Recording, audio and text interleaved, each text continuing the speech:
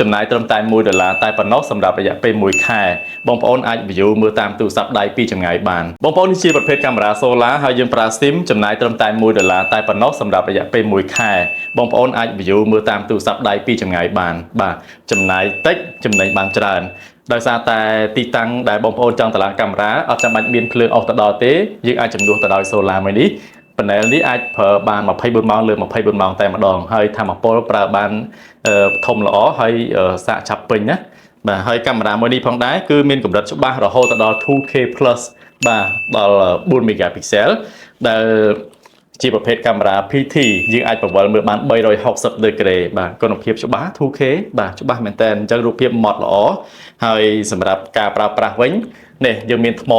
នៅខាងក្រៅអត់មានថ្មនៅ solar ហើយក៏មិនមានថ្មផ្ទុកនៅក្នុងកាមេរ៉ាដែរអញ្ចឹង panel ថ្មនេះគឺខូចថ្ងៃក្រោយដូរបានស្រួលបាទអត់ពិបាកបារម្ភរឿងដូរថ្មទេបាទអញ្ចឹង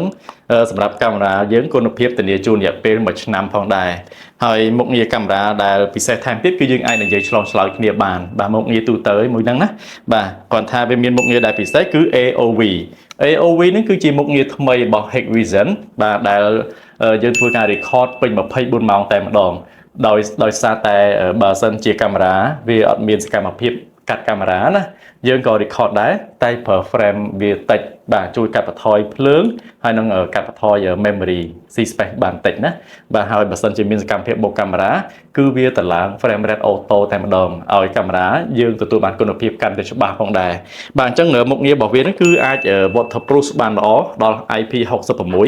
ការពារទឹកបានល្អមែនទែនអញ្ចឹងពេលយប់មានបាញ់ color ទៀតបាទបាញ់ flash ពីកាមេរ៉ាមកគឺឡើងអូតូតែម្ដង